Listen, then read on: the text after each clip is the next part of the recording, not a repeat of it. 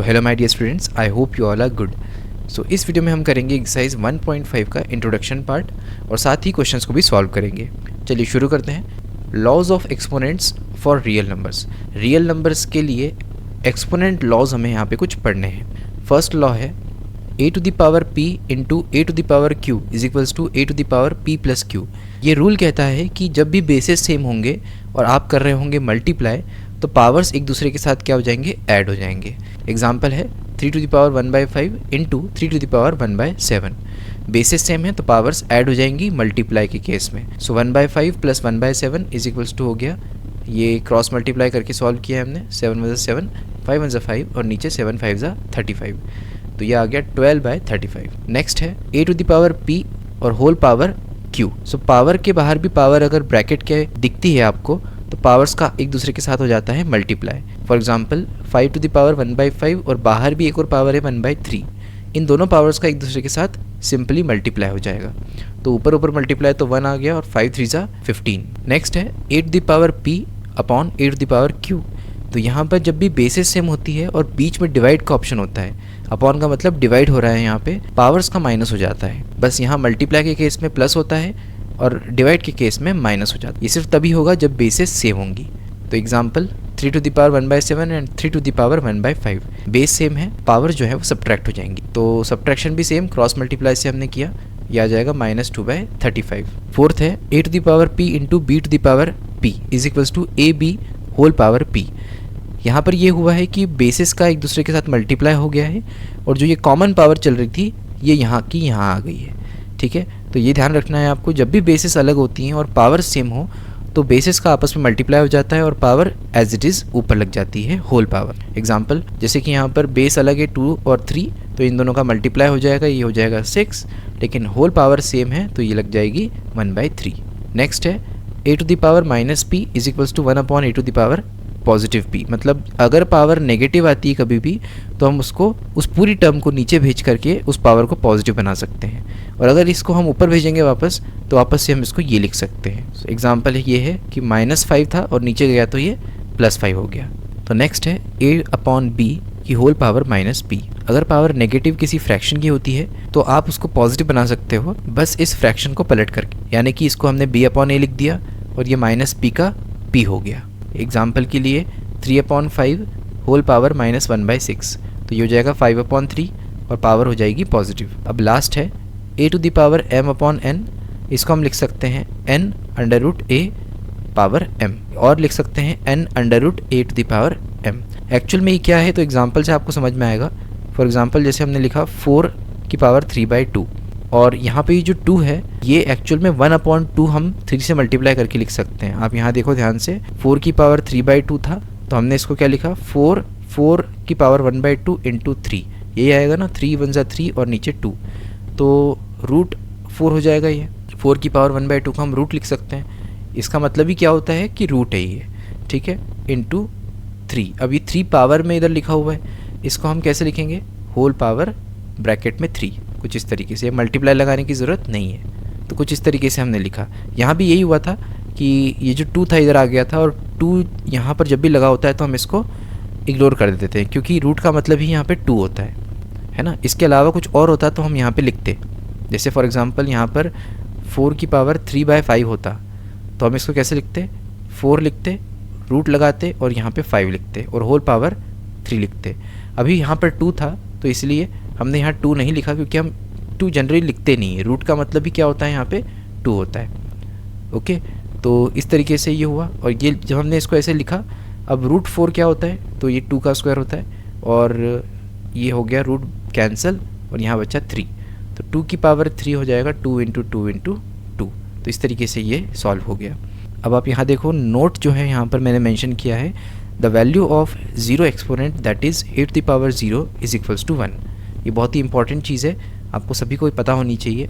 किसी भी वेरिएबल की पावर 0 हो या फिर किसी भी नंबर की पावर 0 हो, ये हमेशा क्या होती है, 1 होती है। चाहे कुछ भी लिखा हो यहाँ पे, उसकी पावर 0 अगर हमने लिख दिया, इसका आंसर हमेशा क्या आएगा, 1।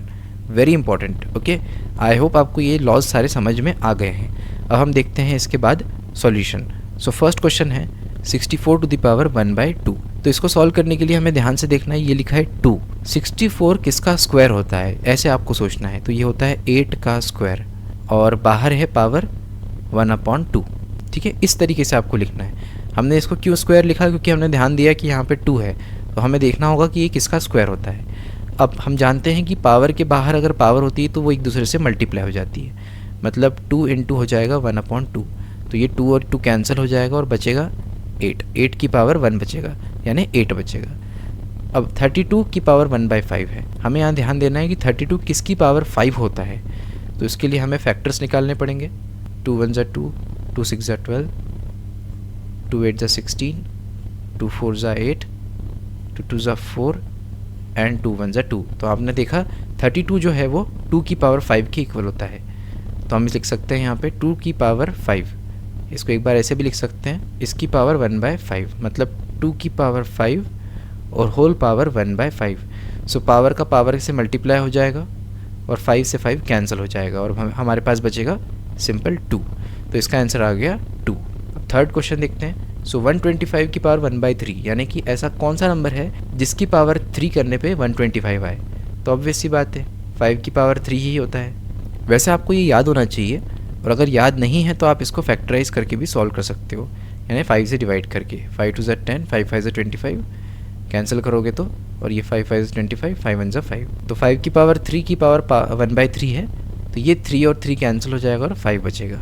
वही सेम लॉ लगाया है हमने यहाँ पे। क्वेश्चन नंबर 2 में भी हमें फाइंड करना है। तो 9 जो है यहाँ पे किसका स्क्वायर होता है। स्क्वायर क्यों देखना है, क्योंकि यहाँ पर नीचे 2 लिखा है अपॉन में, पावर का पावर से मल्टीप्लाई हो जाएगा। तो 3 की पावर 2 इंटू 3/2, 2 से 2 कैंसिल हो जाएगा और 3 की पावर 3 बचेगा। यहाँ पे जनरली क्या था, पावर में ऊपर 1 था, तो इसीलिए यही आपका फाइनल आंसर बच रहा था कैंसिल होने के बाद।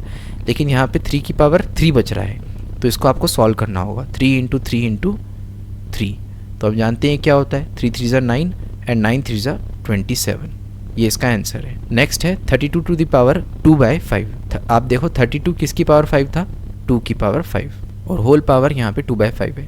तो पावर का पावर से मल्टीप्लाई हो जाएगा 5 इंटू 2/5। तो ये 5 से 5 कैंसिल और बचेगा 2 की पावर 2, यानी 2 इंटू 2 मतलब 4। अब नेक्स्ट देखते हैं 16।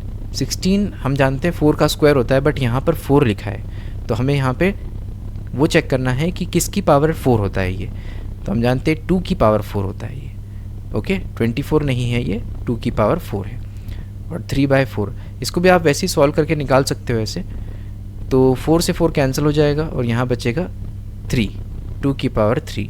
सो ये हो जाएगा 8, है ना, वही सेम 2 इंटू 2 इंटू 2, तो ये आ जाएगा 8।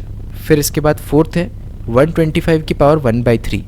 तो हम जानते हैं कभी भी नेगेटिव पावर हो तो हम इस फ्रैक्शन को पलट सकते हैं। तो इसके नीचे कुछ नहीं है तो 1 मानेंगे और हम इसको नेक्स्ट स्टेप में लिखेंगे 1/125।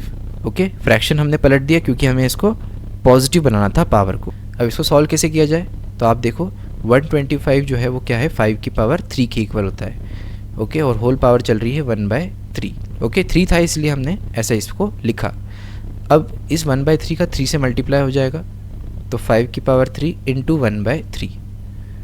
सो पावर एक दूसरे से कैंसिल हो गई और बचा फाइनल आंसर 1/5। अब देखते हैं स्टूडेंट्स नेक्स्ट क्वेश्चन नंबर 3। इसमें भी हमें सॉल्व करना है। तो यहाँ लिखा है 2 की पावर 2/3 इंटू 2 की पावर 1/5। हम जानते हैं जब भी हम मल्टीप्लाई करते हैं, यहाँ मल्टीप्लाई का सिंबल नहीं लगा है, बट आपको यहाँ पर कंसिडर करना है कि it is multiply. So basis जब भी सेम होते हैं तो पावर्स क्या हो जाती हैं, एक दूसरे के साथ ऐड हो जाती हैं। 2/3 प्लस 1/5, सो 2 की पावर हो जाएगा ये, क्रॉस मल्टीप्लाई करके 5 2 ज़ा 10 प्लस 3 1 ज़ा 3 और डिवाइड में 5 3 ज़ा 15। सो 2 की पावर आ जाएगा 13/15 is the answer. Next question 1/3 to the power 3 की पावर 7। सो हम जानते हैं पावर्स का एक दूसरे के साथ क्या हो जाता है, मल्टीप्लाई। तो इन पावर्स का मल्टीप्लाई हो जाएगा और फाइनल आंसर आ जाएगा 21।